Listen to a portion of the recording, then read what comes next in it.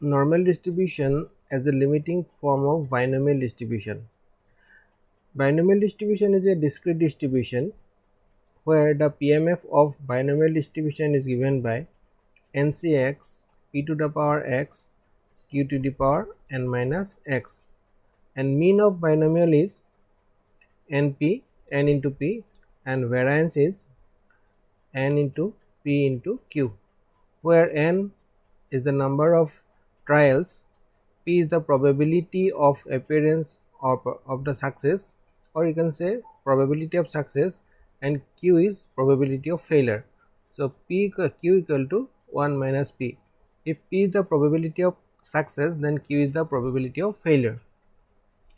Now this normal distribution has been evolved as a limiting form of binomial distribution. For that, we assume some conditions, where the conditions are where the normal distribution becomes the binomial distribution becomes the normal distribution, and the number of trials is indefinitely large. In case of normal distribution, in case of binomial distribution, n is finite. But of course, for normal distribution also, in this assumption, n is finite, but it is indefinitely large, very large. Then neither p or q is very small. As an example, if you toss a coin, the probability of getting a head is half, and probability of getting a tail is also half. So both are having the equal probabilities. Probability of, if we say that getting a head is a success, the probability of success is half, and probability of failure is also half. So you can write as it is as p, and probability of t as q. Now in this case, according to the condition or the assumption, p and q is not very small. So you can assume that p is half, q is also half, but p and q are, if p is half, then q is, you can find out like this, q equal to 1 minus half, so it is half. But p is, if p is say 1 by 12, then q will be 1 minus 1 by 12, it will be 11 by 12. But in according to the assumption, it should not be, because neither p or q is very small in case of when you assume that binomial distribution tends to normal distribution. The probability function of the binomial distribution, as I have mentioned, with parameter n and p is given by, n and p are called the parameters of binomial distribution. So px, this is the PMF, probability mass function, ncx p to the power x q to the power n minus x. So if we write this ncx as factorials, so it will be n factorial divided by x factorial multiplied by n minus x factorial. Then p to the power x and q to the power n minus x will become same, where x takes the values 0, 1, 2, 3 up to n. It is finite. Now as we know that in case of normal distribution, if x follows normal with mean mu and variance sigma square, z is another variable which we get by transforming x with this transformation, x minus mu by sigma, where x is the original variable, then mu is the mean and sigma is the standard deviation. This is called the standard normal variable. Likewise, you can find out the standard binomial variate also as z, where x minus expectation of x is nothing but mu. So this mu is actually expectation of x. So here the z is x minus expectation of x divided by variance of x. Sigma square, if we take the standard square root of sigma square, we get sigma. So it is the under root of variance. So x is x, expectation of x in case of binomial distribution, which is mean, is np, and variance of x is npq. Now we'll find out the new range of x z. Original was x, so the new one is z. So if x equal to 0, since the range of x is from 0 to n, let us put the first value of x as 0. So if x is 0, then z equal to, if we put 0 here, in case of, in place of x, it will be minus np divided by np cube. So if we simplify, it will be under root minus under root np by q. Again, let us take the final value n of x, where if x equal to n, then z equal to, here in case of x, we will put n minus np divided by root over np cube, and if we simplify it, it will be under root np by nq by p. So now as we know that according to our assumption, n is very large, so n tends to infinity. So z takes the values from minus infinity to plus infinity. So if you put in this value of z, if we put n equal to infinity, then it will be minus infinity. Under root infinity is of course infinity, so it will be minus infinity. And if we put plus infinity, then here if we put plus infinity for n equal to plus infinity, the value of z will be, z is also equal to infinity. So range is z will be from minus infinity, range of z will be from minus infinity to plus infinity if n is very large. Next,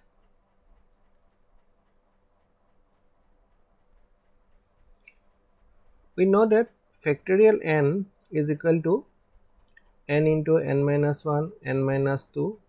In this way it will go 3 into 2 into 1. Or for example, if it is say 5 factorial is 5 minus 1 is 4, then 3, then 2 into 1. It is equal to 5 4 ja 20, that is a 60 into 2, 120. But if say it is a finite value, so it is very easy to find out the, if the value of n is small, say factorial 5 is 120. Now if the value of n is very large, then we cannot find the value using this by simply multiplying the values n into n minus 1, n minus 2, but it will be very lengthy. So Starling's approximation is used to find out the value of n factorial if n is very large, which is given by this formula. If limit, say we can take, say n tends to infinity, if we find a value of factorial n, then it will be under root twice pi e to the power minus n to the power n plus half. So this formula is used to find out a value of the factorial of any number if the number is very large. Here let us find out the value of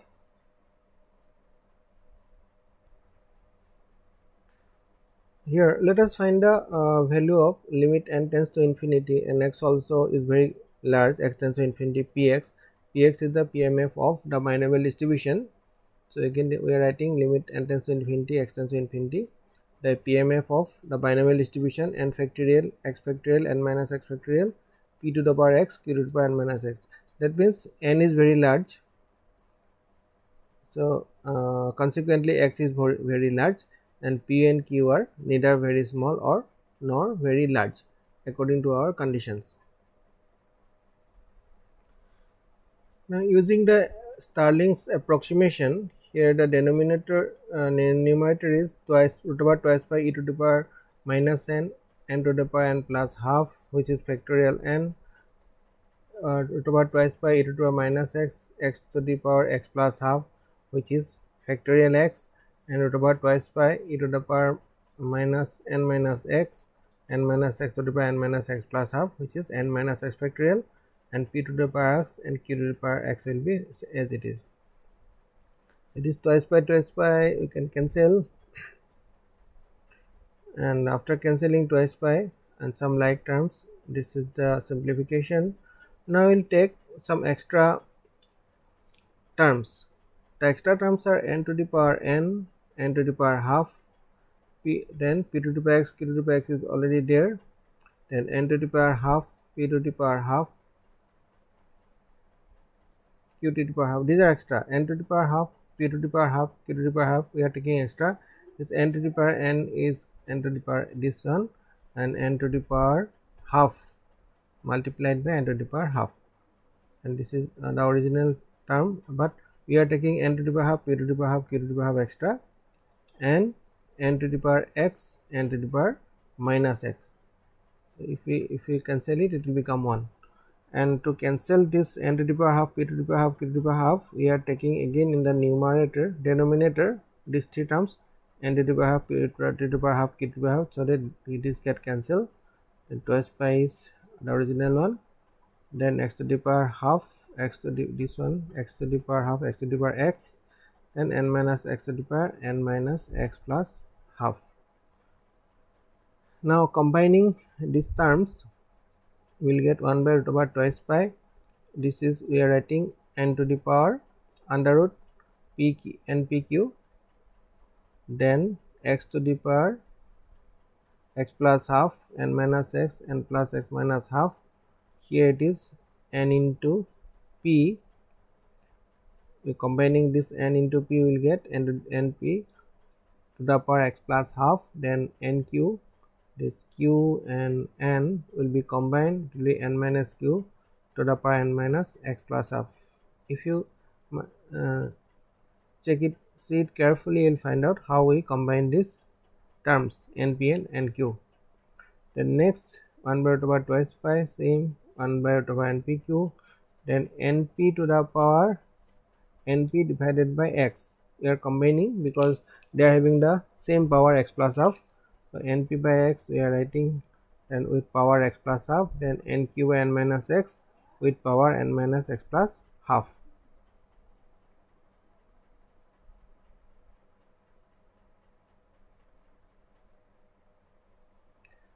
From equation 2 of the previous page, you will get for the value of x, little cross multiplication, it will be x equal to np plus z into npq, which gives x by np is equal to 1 plus z into q by np.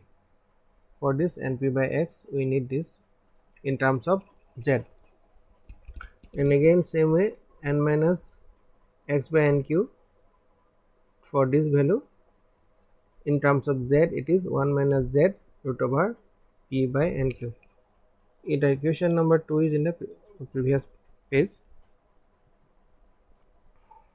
Again differentiating this 2, will get dz equal to 1 by root over npq dx, because we are transforming from x to z.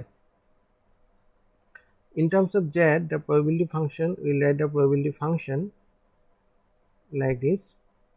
So in this equation number, it was all are in numerator, but we are writing 1 by twice pi, 1 by twice pi is same, and 1 by npq same, but this is written as 1 by these two terms.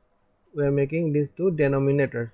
So if it is originally it was np by x, now it became x by np. This one nq by n minus x.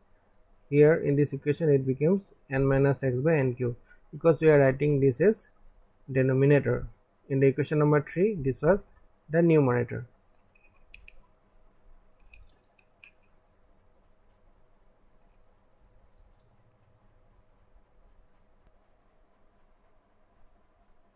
Writing this x as z, the ddz of gz is equal to small gz. That means if we differentiate the probability distribution function, we get the density function. Differentiating distribution function, we get the density function. So it says gz is the distribution function of z, and small gz is the density function of z. So differentiating, so cross multiplying, d of capital GZ equal to gz dz. Now if we put the value of this probability differential in terms of z, it will be limit n tends to infinity 1 by root over twice pi. Now it is 1 by capital N. Now what is n? N is x by np to the power x plus half, n minus x by nq, n minus x plus half. That means the denominator is we are writing as capital N. Let us take logarithm of n. It will be x plus half log of x by np plus n minus x plus half log of n minus x by nq.